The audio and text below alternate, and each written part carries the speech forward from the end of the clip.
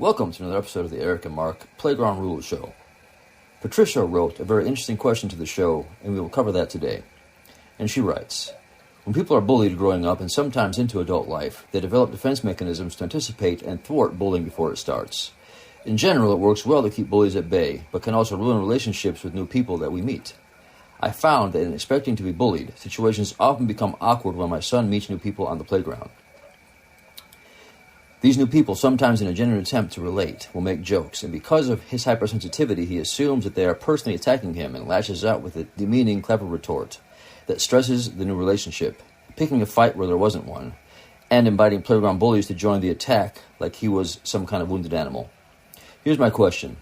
How do you get past the history of bullying and not taint all new relationships with that assumption? Can you offer any perspective and scenarios as playground experts which can help me show my son how to move past what has happened to him in the past so that his new relationships aren't tainted by his tunnel vision? He's a good kid, and I know that he will be happier when he learns how to navigate the playground and its many players.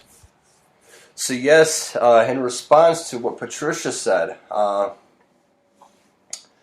could understand how someone would feel that way. Eric, as you and me have talked about, and I've mentioned in the previous podcasts, that when people, one of the most powerful drawbacks, or one of the most powerful results of this playground rules phenomenon, and when I say powerful, I mean it from a negative standpoint, is that it disempowers people to the point that they feel like nothing good can happen to them. And in the case of of a young man or a young woman, entering a new environment in a situation where they've been, or in prior situations they've been bullied and that kind of thing, number one, they're going to believe that nothing good is going to happen to them. They get that black cloud following them around. Number two, they're going to go ahead and have their guard up.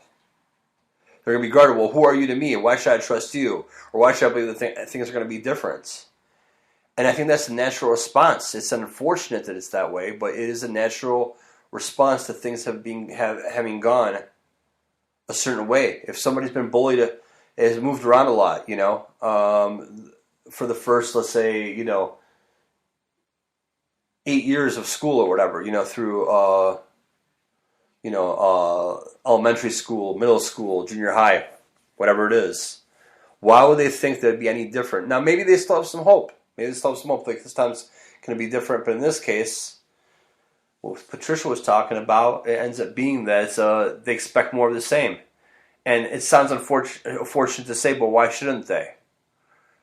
So what has to end up happening is that they kind of like the old saying goes, we want to have a different result. We can only control what we do differently, right?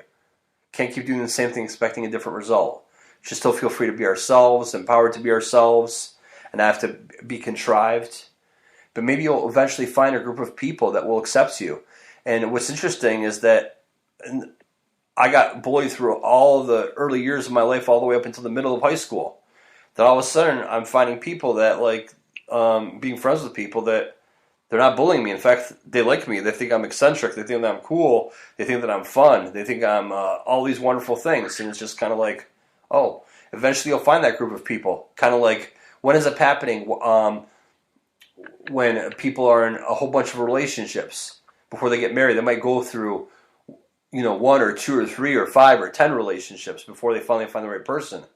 It's the same kind of thing. Of course, this with bullying is much more harsh, but maybe a person will go ahead and be in 4 or 5 abusive relationships and feel like that's what their destiny is, that's what their fate is. So they find the one person, the Mr. or Mrs. Right, one day, and they end up feeling better, and they end up being loved, and not only not bullied, but on the contrary, admired.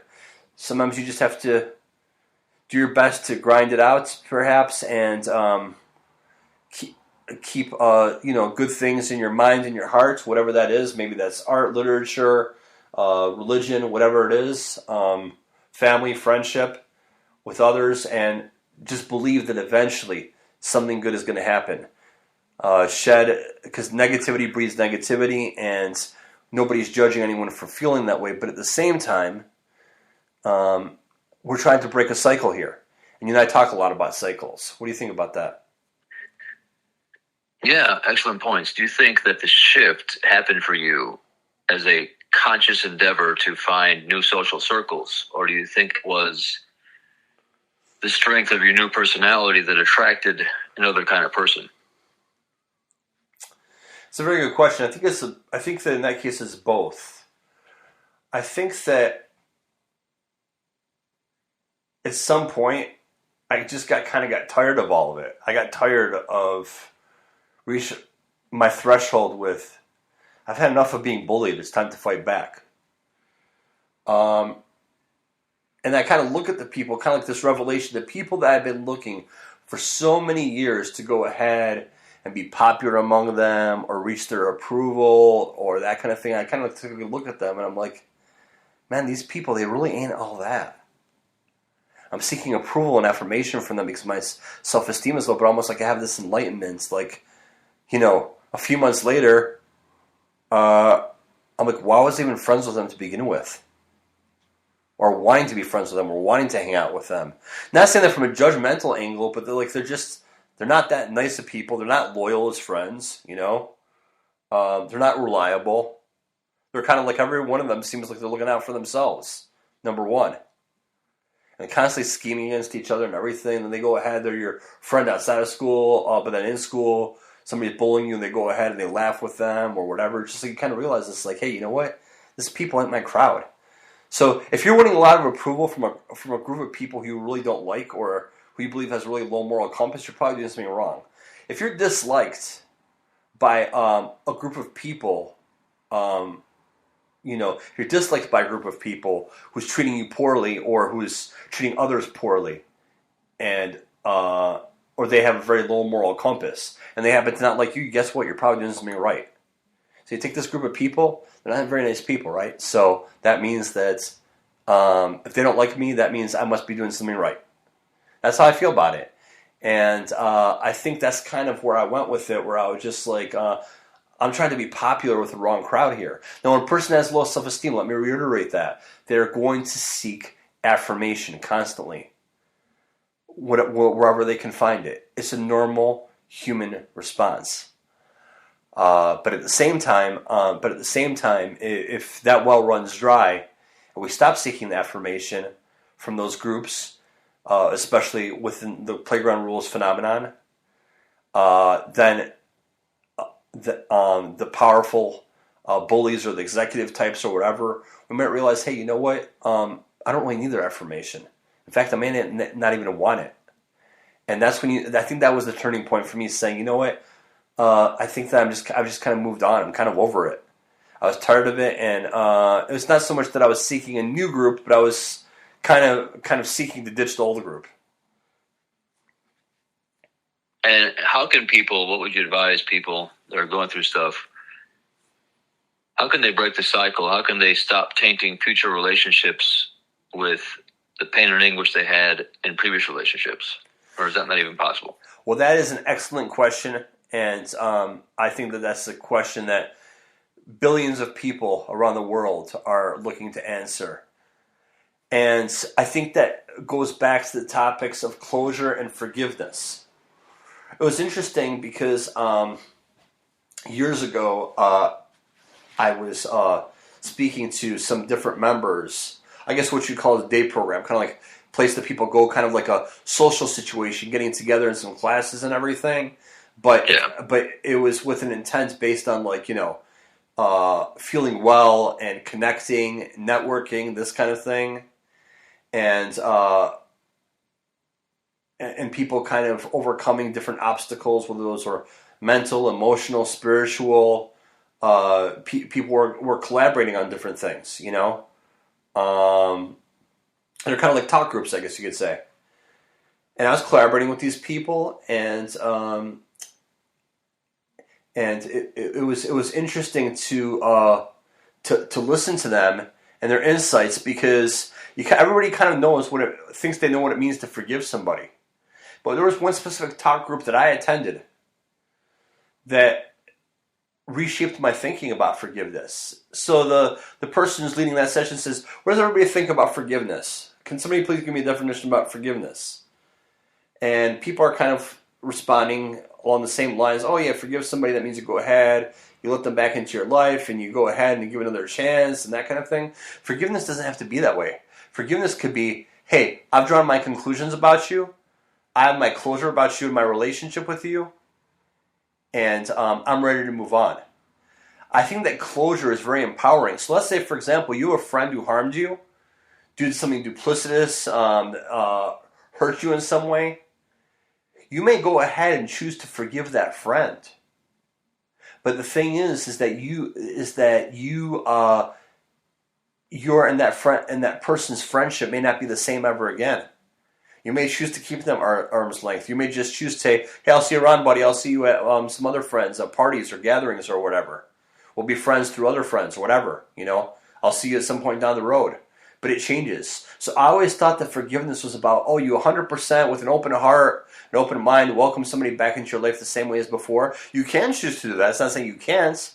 But the thing is, forgiveness is actually as much about not only making somebody else feel better, but ourselves feel better. And I started to see that more and more. Even somebody who felt like I upset her or hurt her in the past, which was never my intention. In fact, this is a person who I loved very much. She said, I've forgiven you. And I said, "Oh, okay, well, you forgave me. So now what? Okay. So right back to where we were, right? Let's do this again." It's like, "No, I've forgiven you. And at this point, you and me are going our separate ways." "Well, what do you mean? You just forgave me though, right? I mean, isn't the point of forgiveness that mean that we're going to go back?" It's like, "No, I've forgiven you. And I did that for myself as much as I did that for you." So when we're going ahead, we're forgiving somebody. We are finding a way and finding closure. We're doing that for ourselves as much as we're doing it for them. Now, it's good to keep them in mind. We're not just worried about ourselves, obviously. We shouldn't just be worried about ourselves. But at the same time, it's important to keep ourselves, our own interests, and develop our own coping mechanisms and our own strategies, our own understandings of life and what happened to move on. Maybe that we were in an abusive relationship with somebody who was verbally abusive early on in our lives when we were teenagers or something, and said, "You know what? I've decided to forgive you, but I'm moving on with my life, and you will not be a part of that life, or you and I will have minimal contact." And I think that that's what it comes down to. People have to define for themselves what closure and forgiveness means to them. Once they have that definition and they're at peace with those relationships in the past, I think that's when they can really move ahead. And that's what I would encourage people to do. Define that for yourself, not me or anybody else. Define for yourself. What does it mean to forgive somebody? What does it mean to have closure? What does it mean to move on? And then hold yourself accountable for that definition. Work through it, whether it takes a day, a week, a year, a decade, and get there eventually. That's how I feel about it. What do you think? Yeah, so forgiveness, closure, and moving on seem to be the three pillars that it takes to interrupt the cycle of bullying. Something interesting you brought up was how effective and rewarding you found the talk groups you were in.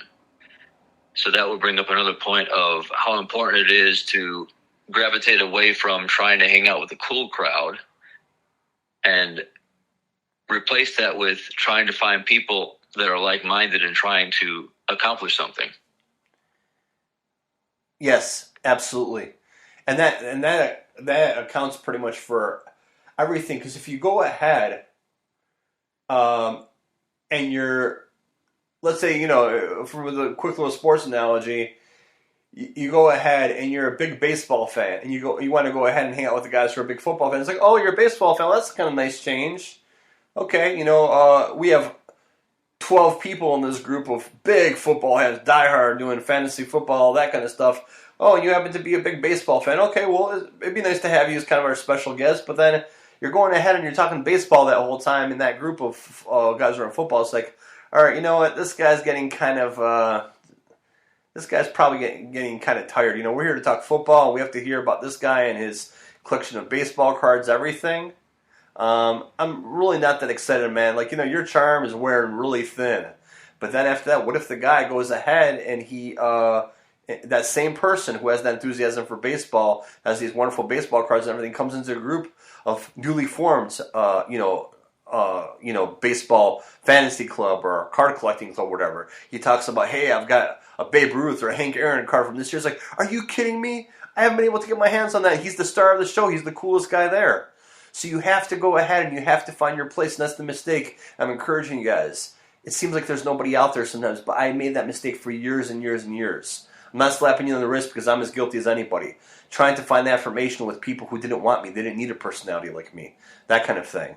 Then I moved on to groups who actually appreciated me, who cared about me, who looked out for me, and our relationship was more reciprocal. And they would even go ahead and come to me for advice and insight and that kind of thing. And it's just like that, anything.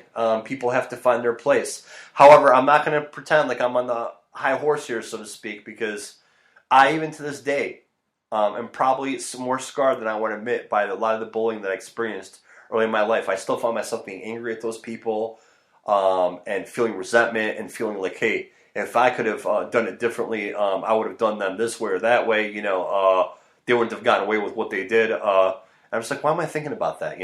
I have to catch myself sometimes. Like, why am I thinking about that? And again, it's an ongoing challenge.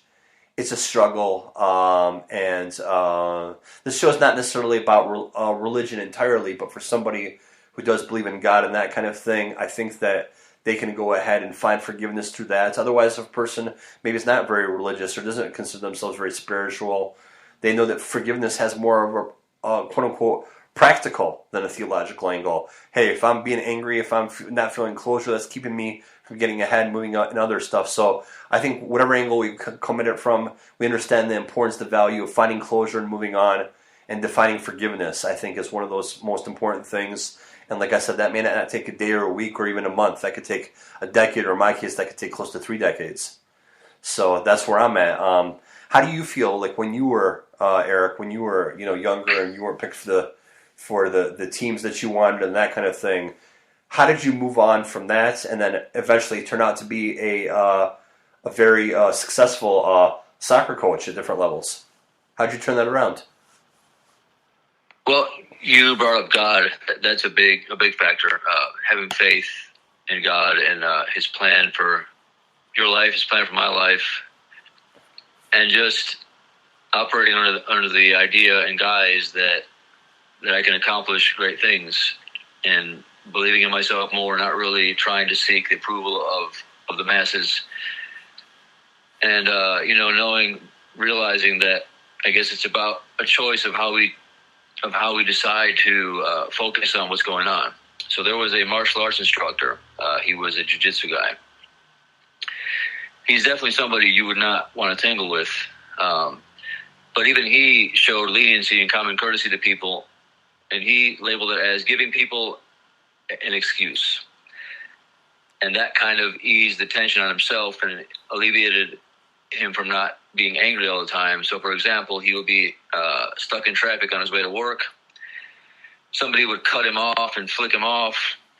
And again, a martial arts guy, he could have totally chased that guy down and made him sorry about the interaction, but he chose to take a kinder approach, I guess, maybe a more godly approach, and make an excuse for him. So in this particular instance, he said that he makes excuses for people. So when he got cut off and flipped off, he said maybe he's just in a hurry, he's having a bad day. So he was able to, like you said, forgive and move on and not attach himself to that and drag himself down with that. And, being active in the law enforcement community, he was a police instructor, and he was a self-defense instructor and martial arts instructor. So basically he attached himself to his calling, his passion. And I guess as he was engaged with his passion, he ended up meeting people, I guess, that were like-minded and were trying to be better versions of themselves, versus the mistake a lot of us make as young people, trying to stand out in a crowd full of bullies. And as you know, that's never going to happen. Absolutely. And it's amazing when somebody goes ahead and changes the lens that they look at the world through. how much good they see. I used to think that, like, oh, come on, man, you're being idealistic, and this guy's really an a-hole or whatever it is. Like one hockey player, his name is Connor, that I used to play with years ago. And I was just like, this guy's the biggest a-hole on the ice. He would go ahead and give you dirty looks and this and that and the other thing, and yell at people, get into fights, that kind of thing. And I'm talking to a guy who I really respected, and he was very, at the time I really wasn't very religious at all, but the thing is, he was very well-known, or not well-known, I should say, admired within that circle. A Christian guy, good hockey player and everything. And I think that a few people saw him mingling with this guy who seemed like he was kind of a bully and that kind of thing. And I was just like, I came up to him, I think I asked him, I'm like, nothing against you. I mean, I don't mean to question you, but how's such a nice guy like you, God-fearing man and everything, so much good in you, how are you hanging out with this guy who's so mean to everybody on the ice and that kind of thing? He's like, oh, he's really not that mean. He's like, he's competitive. He's like, you get to know Connor. He's a really good guy. I'm like, what in the world? I'm like, are you delusional? He's one of the biggest a-holes I've ever met in my life. He's like, hey, on the ice, I understand he comes across that way. He'll be the first to tell you that, but he don't mean no harm. And I'm seeing him, and he's talking to me in the locker room afterwards. The Christian guy, and then Connor's in the same locker room. I'm like, oh man, how did I end up in the same locker room as Connor? I roll. Okay, we'll make the best of this. Connor actually turns out to be an okay guy. I say, Connor, why do you act like that, dude? Why do you look like that? He's like, it's an Achilles heel of mine. I'm just so competitive. And he's like, it's just, I really show the worst side of myself. I'm like, you're actually not that bad of a guy outside of it. He's like, I know, I've been told. He's like, I appreciate it. He's like, I'm sorry about the way that I act out there, guys. I'd like to tell you it's not going to happen again, but it probably will. It's an Achilles heel of mine. I'm from Vancouver. We are extremely competitive over there. Very, very competitive about hockey. It's like, it's everything to us. When I see things happen on the ice, he's like, I just come unhinged or whatever. I'm like, all right. So Connor went back to being an a-hole again, and I continued to play, with him and that kind of thing. Not by choice, but he happened to be there. I hadn't seen him for about 7 or 8 years, and then we saw each other again, and ended up playing in the same hockey session again. He was on the bench, and I was like, oh my gosh, Connor, I remember this dude. What an a-hole! I can't believe I'm the same team as him. I go ahead and I score a goal. I come back after that shift, and Connor's like, hey man, how you been? Nice goal, by the way. I'm like, oh hey, what's going on? Yeah, nice to see you, man. Been a long time. And I was like, holy crap, this guy was the meanest a-hole that I ever met in my life, probably, in playing hockey, and I met a lot of them. And here he was, and he was being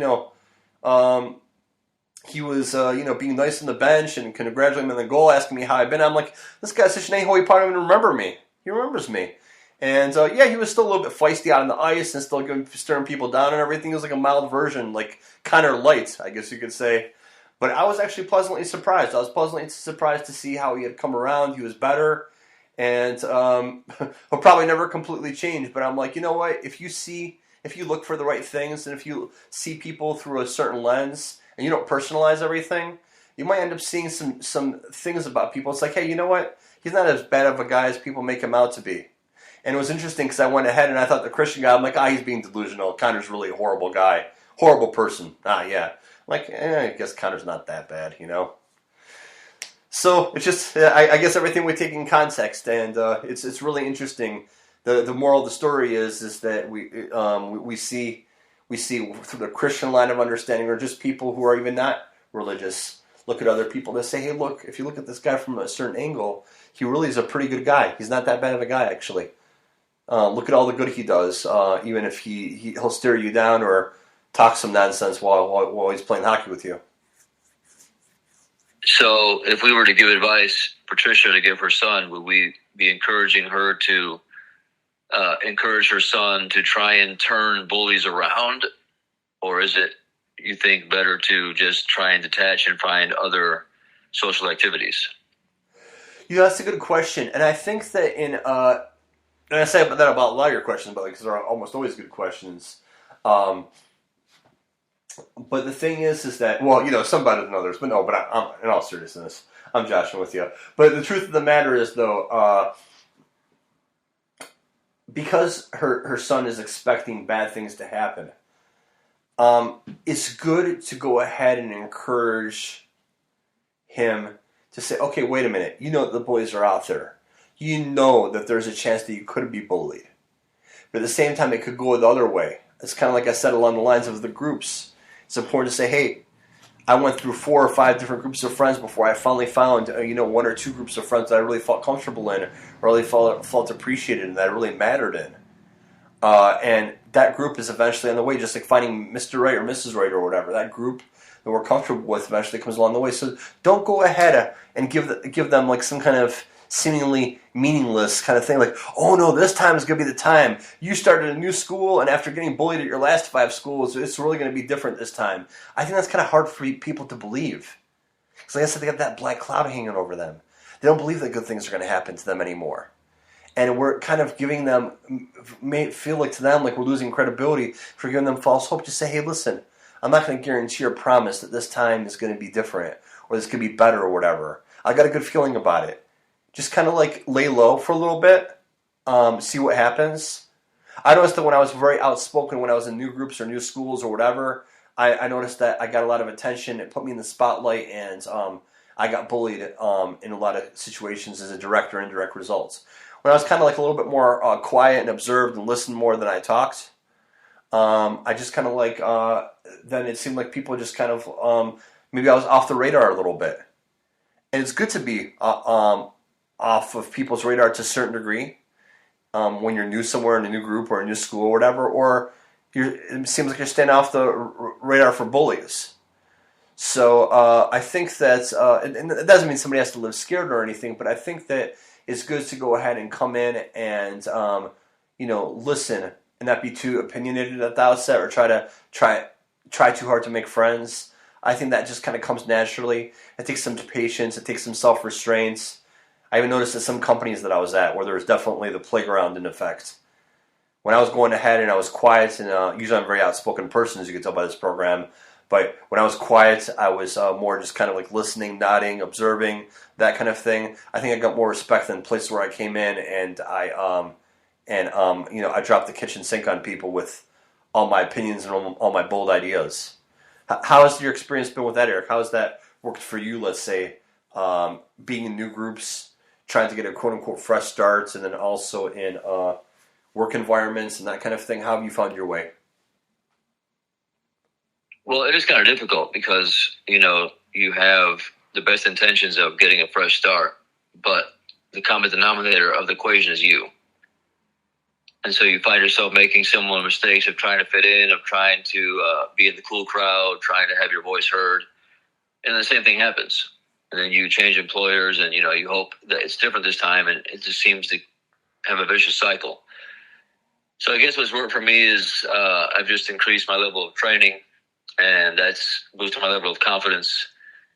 I've got involved with things that I'm passionate about, such as coaching, and I write, and this podcast. It kind of takes your mind off things, kind of like you get what you're focused on. When you talk about DUI, for example, they have done studies and they've shown that people that, for example, driving down the road and hitting a lamppost, in retrospect, when you speak to these people, they were actually focusing on that lamppost, hoping not to hit it. But the cool thing about the mind is you always get what you're aiming at. Yep. Or what you're thinking about. And even though he was thinking about not wanting to hit the lamppost, he was thinking about the lamppost. And so that kind of drew it to him, I guess, so to speak. So I guess, in my case, is trying to find positive role models that are in their part of the career that I'd like to be at one day, making sure I pick their brain, speak to them, and, just trying to stay in positive circles that are geared towards finding solutions, not necessarily geared towards being cool. Absolutely, and it's interesting that you brought up about the lamppost. Very similar thing. I think I was listening to perhaps Tony Robbins years ago, a podcast of his. I believe it was about anxiety and depression, and he was talking about the metaphor, the analogy there, that he used to be, I guess, like a race car driver. I'm pretty sure I'm remembering this right because I just thought about this as we're talking now, and he was talking about, what ends up happening when the race car drivers are trying to avoid the wall, right? They're looking, oh, how close am I to the wall? How close am I to the wall? Well, eventually they end up hitting the wall, just like the lamppost example. So it's hard not to. Especially when enough negative things happen to us, been enough accidents as a race car driver, or a string of bad luck, or maybe somebody got hurt who was important to us. It's a natural, and I say this in a non-judgmental way, it's an absolutely perfectly human response to feel a little bit, weary or afraid or even paranoid in some cases. But we kind of think to ourselves like, hey, you know what? If things are not going well and we think, you know what? They're not showing any signs of improving anytime soon. They're probably going to be stuck here for a while. Well, if somebody's thinking negatively and not letting other people in, like maybe Patricia's son is inclined to do, he's pretty much guaranteeing for himself, hey, things are not going to go well, because he's going to continue to have that mentality like, oh yeah, these people are going to bully me, it's going to be bad. He's not going to show people that he has really good redeeming qualities. He's worth being friends with. His opinion is worth listening to. So even though the chance might seem small that he'd be popular at his new school or whatever, from his angle anyway, I'm sure that he has enough reasons to be considered popular or worthy of people being friends with him. But maybe from his angle, it's like, the chances are slim to none. I think it's going to be different. Well, even if they are slim to none, or they seem like they're slim to none, the only way that we would have a remote chance of getting a positive result is by putting forth some positive efforts, believing in a positive outcome. That's not denial or anything, or just saying, oh wow, we're expecting a miracle. Just saying, hey, you know what? Maybe something positive will come out of this, and maybe I can make a calculated risk or effort to put some effort into it. Case in points. One of my good friends, Mike, who's been a friend of mine for years, dating back to high school, over 30 years now, and Mike really liked this one girl years ago, and he was telling me this and all this. I'm like, Mike, you're talking about this girl that you like. Why don't you go and ask her? I was like, are you kidding me? She's taller than me. She's a great dancer. She's this, she's that. I have absolutely no chance with her. Come on.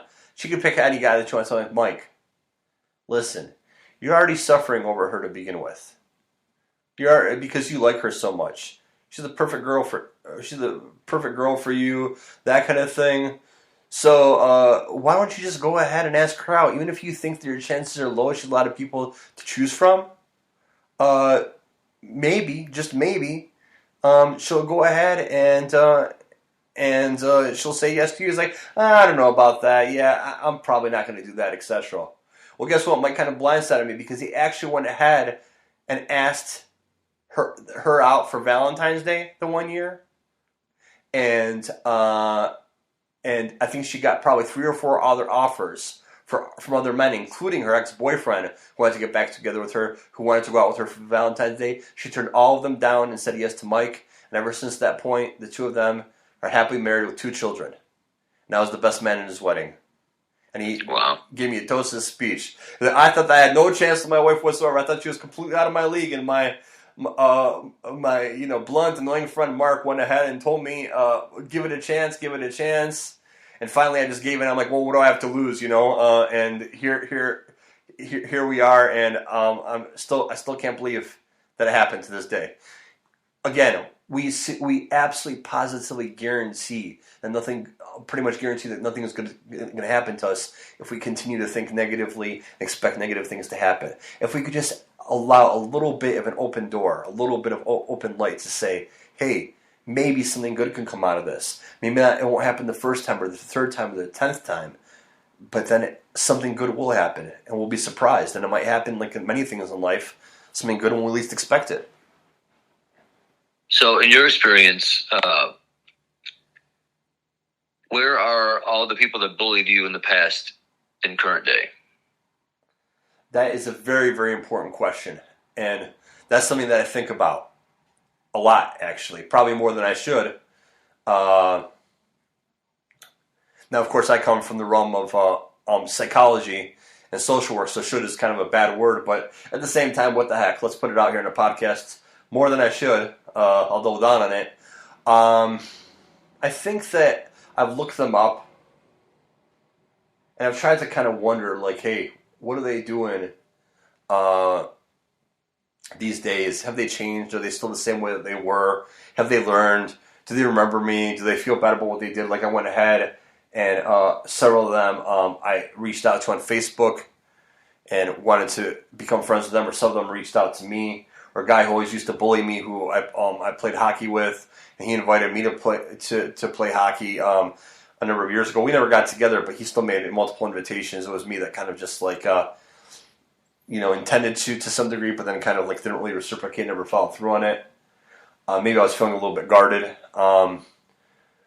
But another guy that actually, now that I think about it, he ended up in prison. I don't know what he did, but from my understanding from his Facebook posts and everything, I looked him up later, and I think he was in prison for a good 10 to 12 years. I think that a lot of these people maybe ended up not so well. Some of these people ended up like, they seemed like, okay, what do you really know from Facebook? You look at photographs, they seem like they're having fun at a Cubs game, a baseball game. One of the main bullies that I had, the more prominent ones, he had a nice family photo at a Chicago Cubs game. Did he become a great guy after that? I really don't know. He looked like a nice guy in the photo, but he was anything but growing up, that's for sure. And I guess the best way to answer that question is that I was hoping, and maybe even to this day to a certain degree, and I'm not saying that's the right way to think about it, I was hoping that these people either A, learned from what they did and became better people, B, I hope that they felt bad about it, or C, I hope that they were punished for it. And sometimes I still find myself feeling that way. I'm like, hey, you know what? These people have moved on. I should have moved on. Maybe I haven't made peace with myself. Maybe I made peace with 90% of my bullies, but there's still another 10%. It's like, oh man, if I could do it over again, I would have never let him do what he did to me, and blah blah blah. And it just comes back to, I've got to remind myself, it's a conscious effort. That's how I feel for these kids, especially in these schools. Your children, and then Patricia's son, saying it's like you're expecting bad things to happen. You got to keep on working at it. Just like a relationship. We work with relationships with our spouses, our significant others, with family members. It's ongoing. Never stops. Sometimes we work harder than other times. Sometimes we can ease up a little bit. Sometimes less is more. But in the cases of being able to defeat the negative feelings of yesteryear, yeah, there's closure, there's forgiveness, that kind of thing. But it's also, we have to remind ourselves, wait a minute, we have a relationship with ourselves to maintain as we're going through. And I guess very an important empowering element or underlying theme I've noticed in what you've described in my life is that every bully from yesteryear in current day is a non-factor. Yeah. They don't pay my bills. I don't need them at all. They don't need me at all. So really, in the grand scheme of things, although it seemed like the most important thing in the world back in the time when it was happening, it really didn't matter.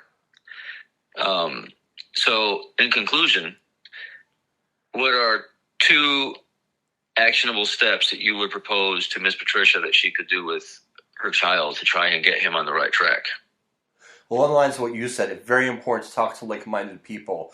If there's a group of people, maybe that's something that we could facilitate in the future. We'd love to hear all of your feedback, our listeners, and people who've emailed us, including Patricia. If there's something that we could do to go ahead and help facilitate a talk group like that, or open session, even on a show like this. We have all kinds of things in the modern day, Microsoft Teams or Zoom meetings, whatever. You have 12, 15, 20, 100 more participants, and people raise their hands, they can offer their insight, they can offer their stories. He would feel much less alone if he was able to talk to other people that were bullied too.